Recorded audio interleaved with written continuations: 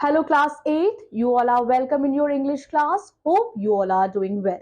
In today's class, we are going to study chapter number 2, Bodhisattva the Great. आज बच्चों हम पढ़ेंगे बोधिसत्व के बारे में जो कि एक महान थे. चलिए देखते हैं what is there in this chapter. Honesty is the best policy. This saying is true. बच्चों ईमानदारी जो है वो सबसे अच्छी नीति है. Honesty is the best policy. ये किसी ने सही कहा है. An honest man wins in the end. एक ईमानदार और सच्चा आदमी आखिर में हमेशा जीतता है.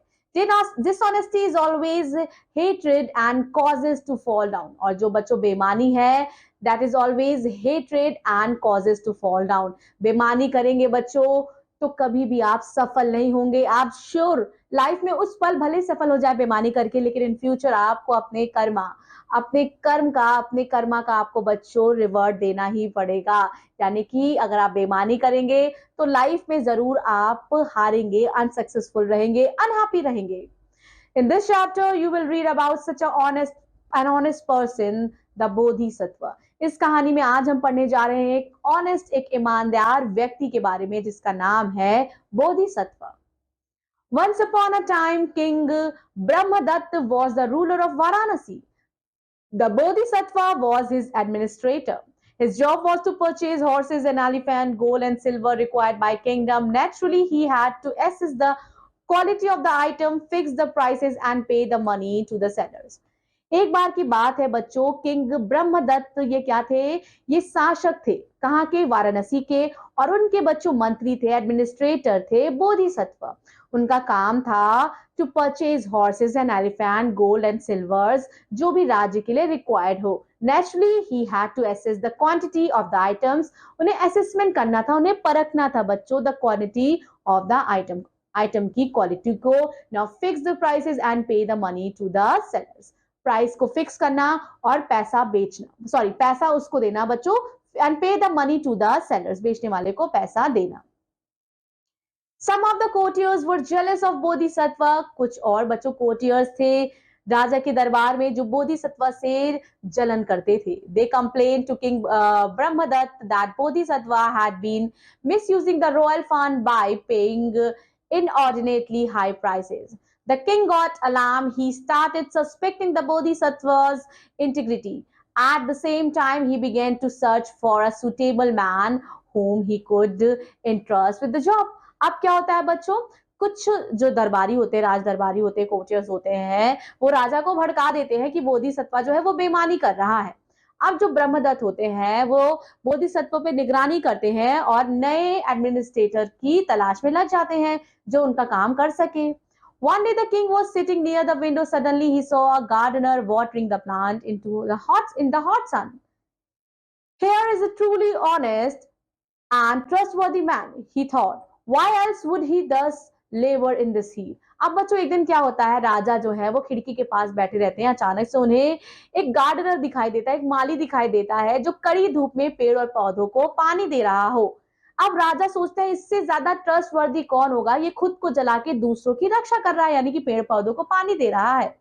The very next day, the king dismissed the Bodhisattva and appointed the gardener in his place. He was sure the new official would work efficiently and help him to save money. अब क्या होता है बच्चों, next day वो बोधिसत्वा को dismiss करते हैं, हटा देते हैं और नए गार्डनर को अपॉइंट कर देते हैं और उन्हें लगता है कि ये सारा काम अच्छे से करेगा और पैसा बचाएगा. But the gardener, now the administrator, was a man of dubious integrity and limited common sense. He had no idea of the real worth of the items he had to purchase. While buying horses and elephants, he would quite fancy price. He refused to listen to sellers. Now the sellers were helpless after all. Their customer was the administrator. They had no option but to accept meekly whatever amount he paid. They dared not protest against the injustice meted out them by the high-handed administrator. अब बच्चों जो gardener था उसको इतनी परख नहीं थी चीजों की, इसलिए वो सारा काम मूर्खता से करता था और बाकी लोग बोल भी नहीं सकते थे क्योंकि वो राजा के एडमिनिस्ट्रेटर के खिलाफ नहीं जाना चाहते थे. One day a horse trader from a distant land reached Varanasi with 500 horses, the finest quality. एक दिन बच्चों there was a One day the horse trader, एक घोड़े का व्यापारी बच्चों अपना 500 घोड़ा लेके वाराणसी पे आता है, वाराणसी में आता है और उसके घोड़े एकदम अच्छे क्वालिटी के थे, उत्तम गुण वाले थे। He met the king and shown him the horses. राजा से मुलाकात की बच्चों उस हॉर्स ट्रेडर ने और उसे राजा को घोड़ा दिखाया। The king liked the horses very much. राजा को घोड़ा बहुत पसंद आया। He called the administrator. उन्होंने एडमिनिस्ट्रेटर को बुलाया and entrusted him with the task of buying. और उन्हें ये दे दिया कि इस घोड़े को तुम्हें खरीदना है reasonable price पे। The gardener turned administrator examined the horses and declared they would not be worth more than 5 measures of rice. He then ordered the servants to tether the horses in the royal stables after paying the traders for 5 measures of rice. The horse trader was stunned to hear this, but unlike the other traders, he was not ready to suffer his injustice silently. He went to former administrator, the Bodhisattva, and poured out his woes to him. अब बच्चों क्या होता है, अब जो माली होता है, the gardener turn administrator, जिस माली को उन्होंने अपना एडमिनिस्ट्रेटर बनाया रहता है, वो बोलते हैं कि इसकी कीमत 5 measure ऑफ राइस, मतलब 5 मुट्ठी चावल से भी ज्यादा नहीं है। लेकिन बच्चों जो हॉर्स ट्रेडर रहता है वो इस बात से एग्री नहीं करता जैसे कि बाकी ट्रेडर्स एग्री करते हैं, इसीलिए वो बोधिसत्व के पास जाता है। The Bodhisattva heard him patiently and advice, Bodhisattva ने उसकी बात सुनी और उसे एडवाइस किया। डू एज आई से, जैसा मैं कहता हूं वैसा करो। First meet the administrator privately and appease him by giving his a bribe, then tell him humbly, sir, the price you have fixed for my horses is fair indeed, but tomorrow could you please tell me in the presence of the king and his court how much 5 measures of rice would cost? If he agrees, bring him to the king's court tomorrow and I shall present there. I shall see the justice is done to you. अब क्या होता है, बोधिसत्वा बोलता है, उसे advice देता है कि तुम ऐसा करो, पहले जाओ तुम एडमिनिस्ट्रेटर को एकांत में मिलो and appease him by giving him a bribe, और उसे रिश्वत देने की कोशिश करो, और तब उसे हम्बली बोलो कि sir you have fix for my horse is fair, आपने जो प्राइस फिक्स किया है वो फेयर है इंडीड, लेकिन tomorrow could you please tell me in the presence of king, राजा के दरबार में प्रेजेंस ऑफ किंग में आप बता सकते हैं कि how much 5 measures of rice would cost, और अगर वो मान जाते हैं bring him to king's court tomorrow and I shall be present there, मैं वहां रहूंगा, आई सी द जस्टिस, मैं जस्टिस देखूंगा। As the Bodhisattvas advised, the horse trader called administrator और उसे bribe किया। When he made him request, he readily agreed. Now, certainly, what is so difficult about estimating the price of 5 measures of rice? Just wait and see, the entire court will agree with my estimate. अब क्या होता है? Next day, बच्चों, the court was packed with ministers and officials, including the administrator. When the horse trader entered, और बोधिसत्वा भी present थे वहां।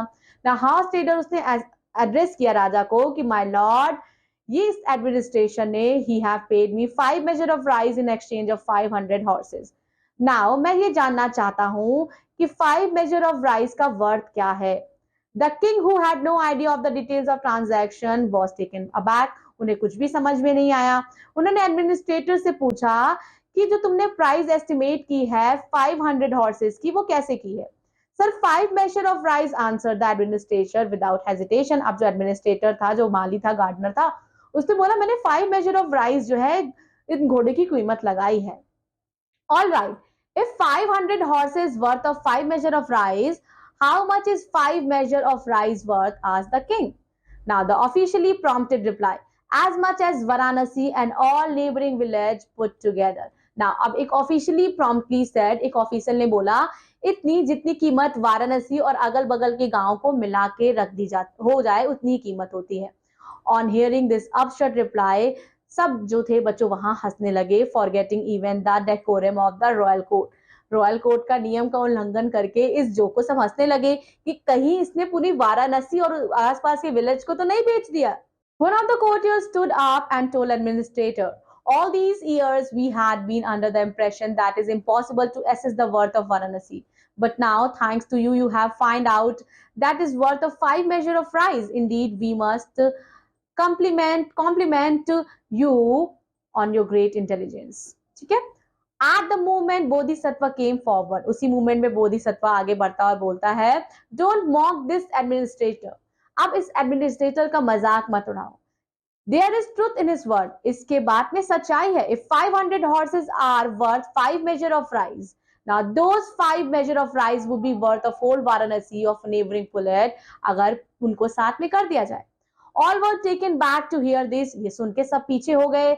The king investigated and learned the entire story. Now he understood his mistake. राजा को अपने mistake का बच्चों mistake उन्होंने जो गलती की थी उसको एहसास हुआ एंड उन्होंने रिमूव कर दिया the corrupt man from the post of administrator. और जो बोधिसत्व बच्चों उनको उनकी जगह वापस मिल गई and there was so happiness in all and happiness of all.